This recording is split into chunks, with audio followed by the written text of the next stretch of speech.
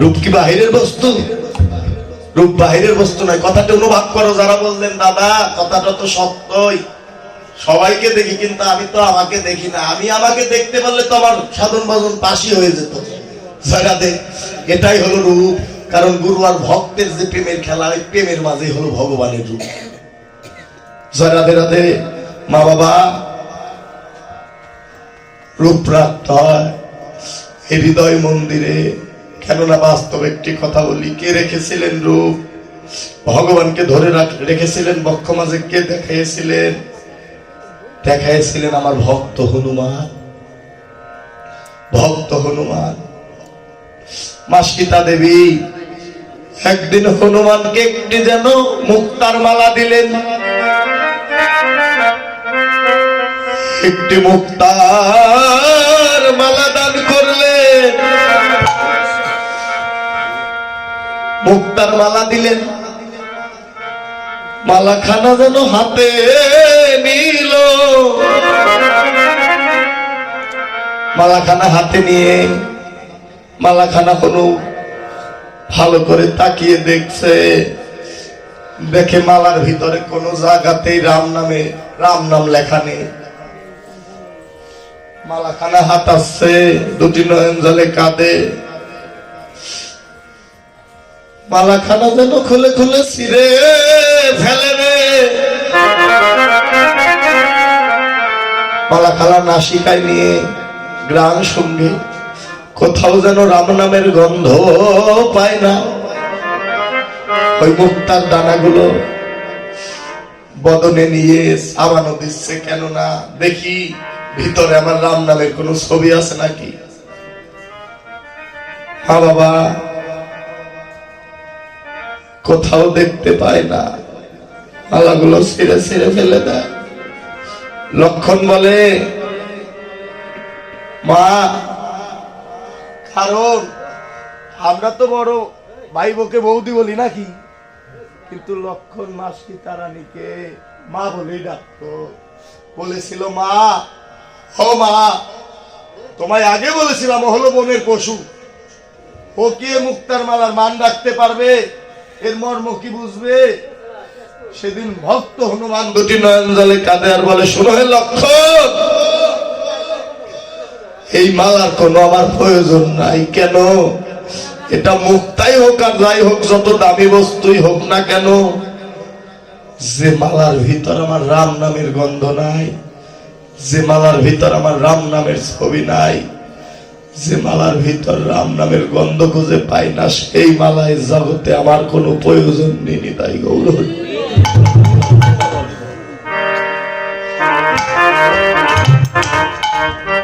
কৃষ্ণ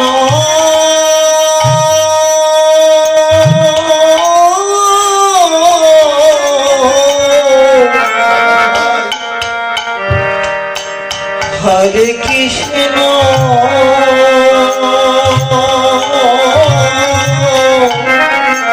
মালার কোনো প্রয়োজন নেই। মালা দিয়ে আমি কি করব? সেদিন লক্ষণ রাগান্বিত হয়ে বললেন, হনু,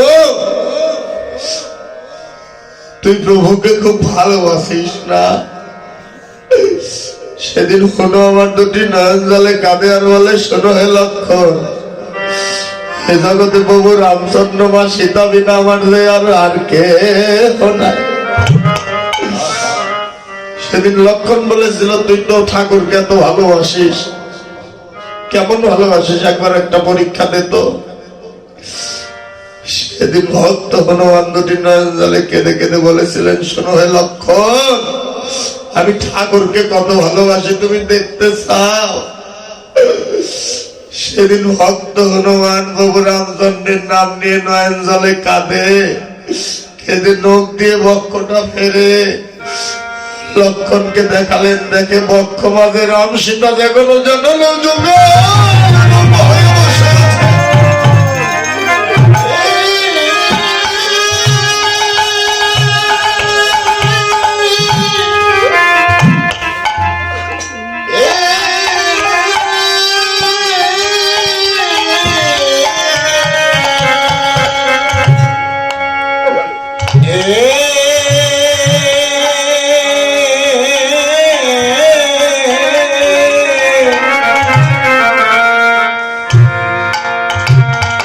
বাবা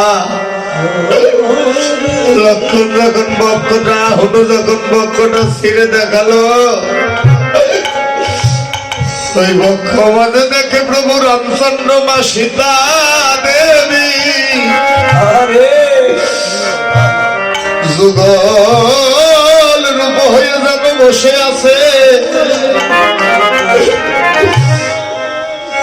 লক্ষণ লক্ষণ সেদিন অনুসরণে ভরে গিয়ে বললেন, হনে জগতে আমি ভক্ত হতে পারিনি, জগতে তুই যেন বড় ভক্ত।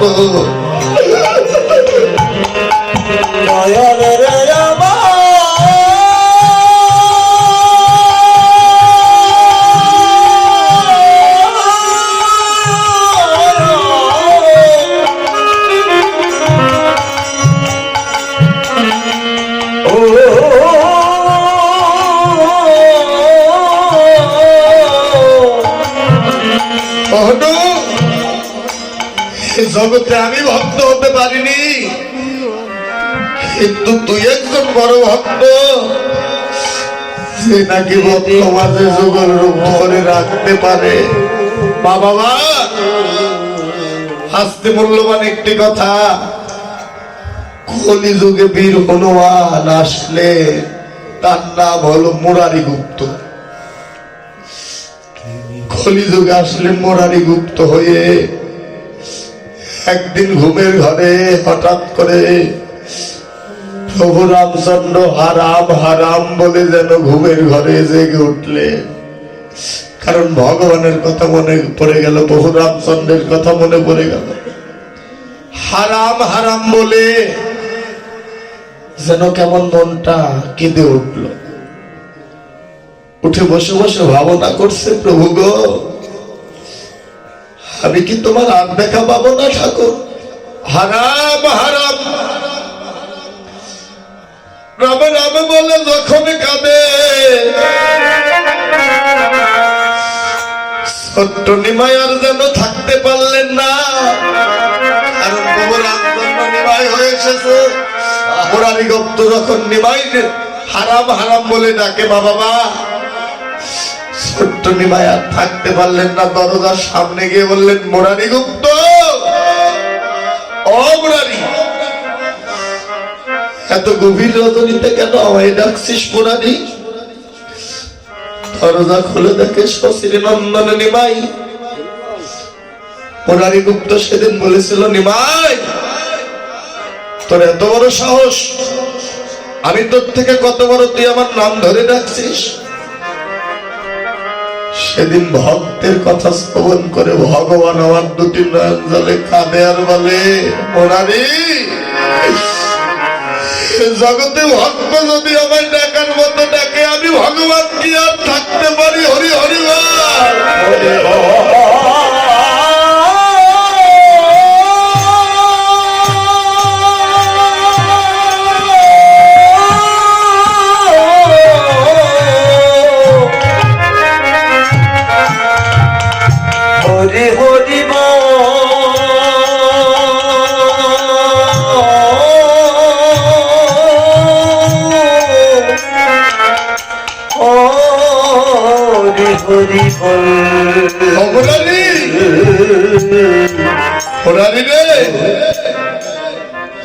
জগতে যদি ভক্ত আমায় ডাকার মতো ডাকতে পারে, আমি ভগবান কি থাকতে পারি?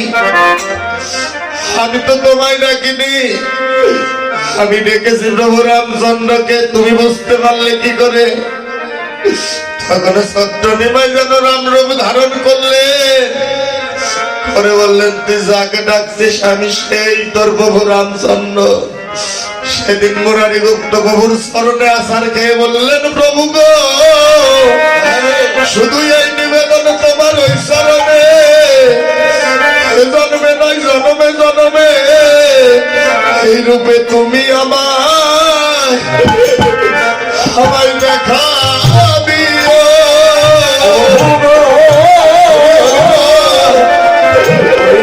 তুমি আমায়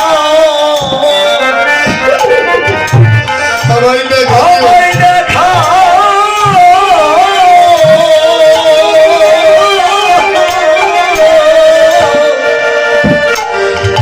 আমায় দেখা দিও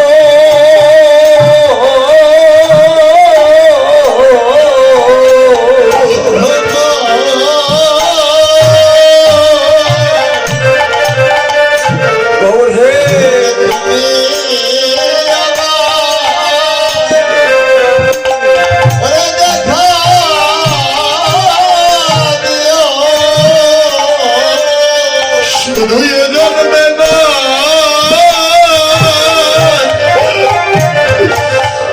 শুধু এ জন্মে না, প্রভু গো জন্মে জন্মে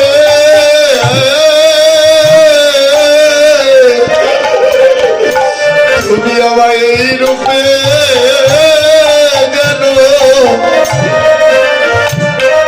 যেন দেখা দিও। জন্মে না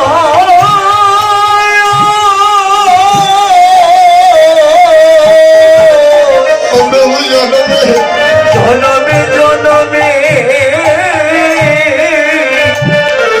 প্রভু তুমি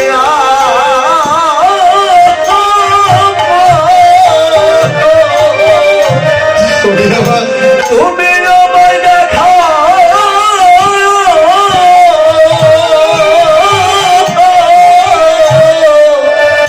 তুমি দেখা দিও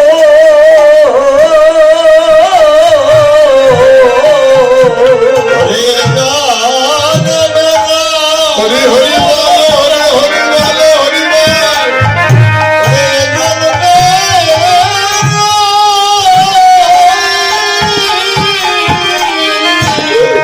প্রভু জন্মে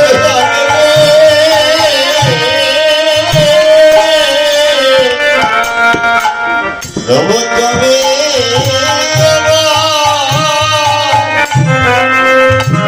আমায় দেখা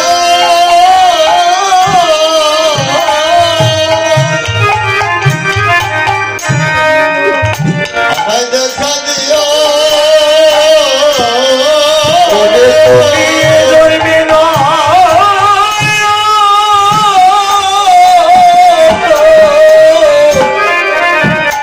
এই জনমে জনমে প্রভু গো তুমি আমার তুমি আমায় দেখা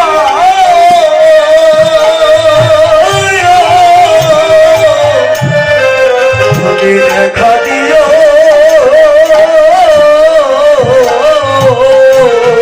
প্রভু শুধু এ জন্মে না, ওরে এ জন্মে না,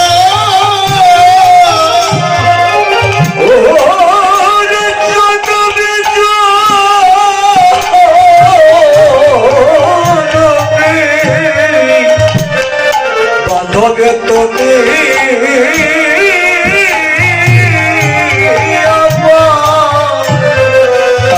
তুমি আমায় দেখা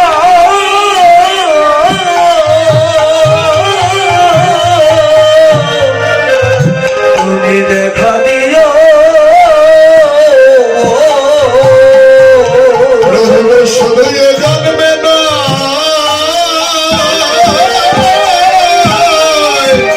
জন্মে জন্মে এই রূপে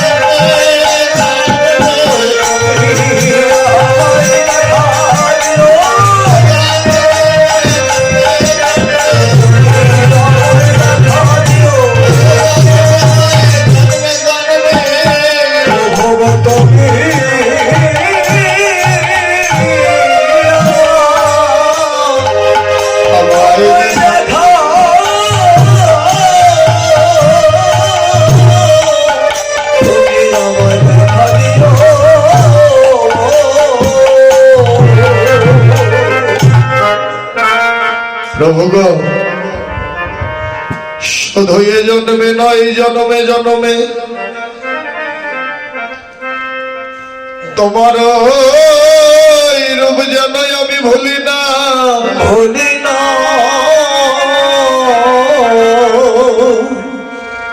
ওই জন্মে জন্মে যেন আমায় দেখা দিও। তাই মা বাবা, রূপ বাহিরে নয়, রূপ রাখতে হয় হৃদ মন্দিরে যেন যুগল করে। যেমন ভক্ত হনুমান দেখেছিলেন, কারণ রূপ বাইরের বস্তু নয়। তাই আমার মাধুর্য মণ্ডিত গৌর রূপের সঙ্গে তুলনা করলেন কে? দামিনী।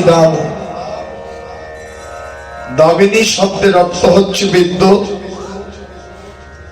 দাপট্য হচ্ছে মালা, বিদ্যুৎ মালা। জাগতিক জগতে আকাশে মেঘ দেখা গেলে বিদ্যুৎ চমকা, সেই বিদ্যুতের যে পাওয়া, যে রূপ,